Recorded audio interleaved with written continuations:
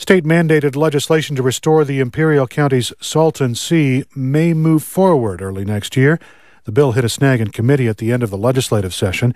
KPBS reporter Ed Joyce has details. The state's largest lake is suffering from rising levels of salt, fish die-offs, and other problems. Senator Denise Duchesne's legislation would restore the Salton Sea, ease air quality problems, and preserve wildlife habitat over 75 years. Some legislators questioned the nearly $9 billion cost of the project. Duchesne says she hopes to address those concerns and move the bill forward in January. We want to try to get all our ducks in line and make sure that any concerns people have along those lines are satisfied. Scientists say rising salinity levels from agriculture water runoff have caused the sea's health to decline.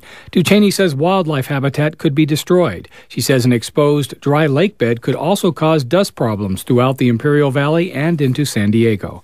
Ed Joyce, KPBS News. During the 1950s, the Salton Sea was known as the California Riviera. Celebrities would vacation along its shores, and the sea was famous for its excellent fishing. People bought plenty of homes in the area, lured by advertisements like this one. What does man seek? Whatever it is, it's here at Salton City. Here is all that you and your family, your children and your children's children will want. In sports, in relaxation, in pleasure, in health, in security. Yes, an investment in a growing, prosperous future. This is the birth of a city, an investment in the future. The future is now. And you have been present at the birth of a city.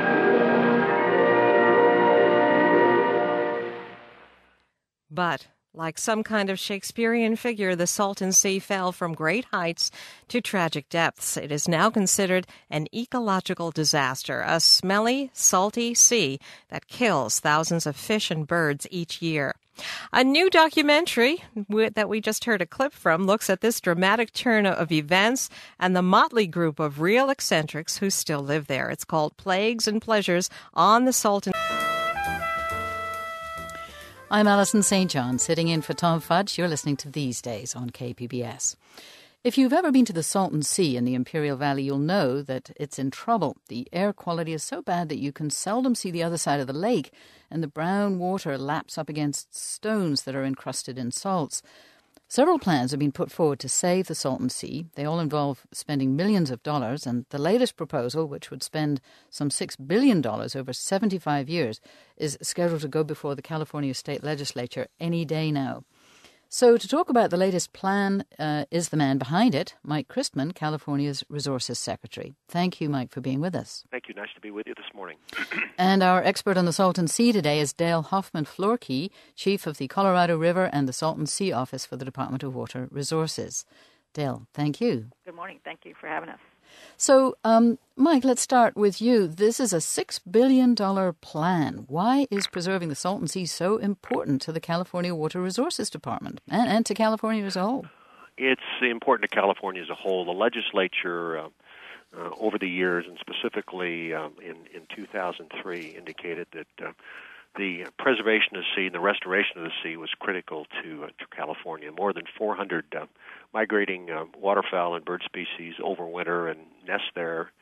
It's significant in a body of water that is used by the irrigating interest in Imperial Valley for their drain water. It's significant over the years, has been, less so today, a significant economic engine for that part of the state. And so all of those together led the legislature back in 2003 to ask me to present to the legislature a restoration plan, plan for the long-term restoration of the sea. And that's what we're about. We've been at it for 3 years. We had a very extensive public involvement that had an advisory committee, a 32-member advisory committee that we appointed of the stakeholders and people of interest, conservation groups and others that helped us get to the point where we are today. You've had a lot of input, I know, and certainly the people who live around the Salton Sea and out in Imperial Valley know why it's important. So let's put out the phone numbers here. We'd like to hear from you. If you've either visited the Salton Sea or you live near it, you want to share your thoughts, give us a call, 888-895 5727. That's 888-895-KPBS. One of the things I'd like to stress, if I might, we're characterizing this restoration plan as a starting point. This is a restoration plan that has had a tremendous amount of public input and involvement, but it's only a start because this restoration plan is a 75-year vision for how we might, where we're suggesting we would restore the sea.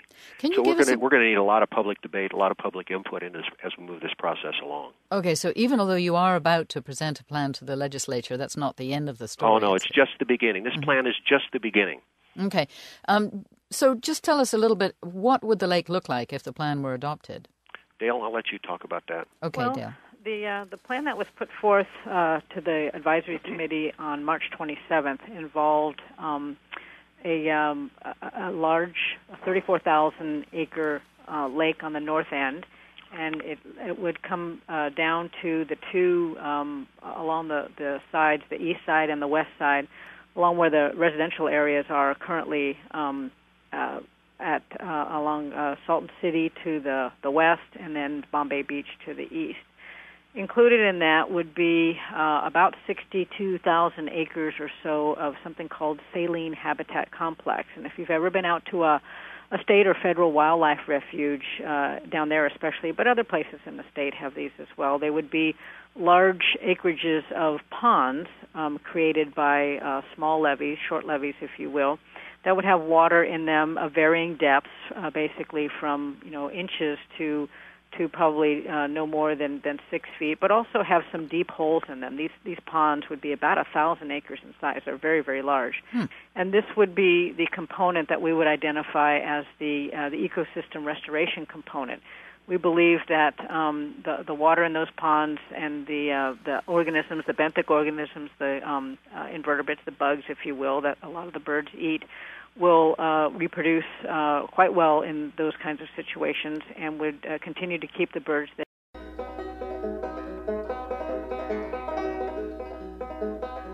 Going up Cripple Creek, going on a run, going up Cripple Creek to have some fun. The girls up Cripple Creek about half grown, they jump on a man like a dog on a bone. I'm going up Cripple Creek, going on a run, going up Cripple Creek to have some fun.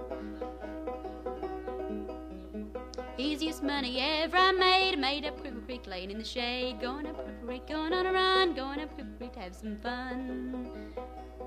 Run, run, fun, fun, going up Cripple Creek to have some fun.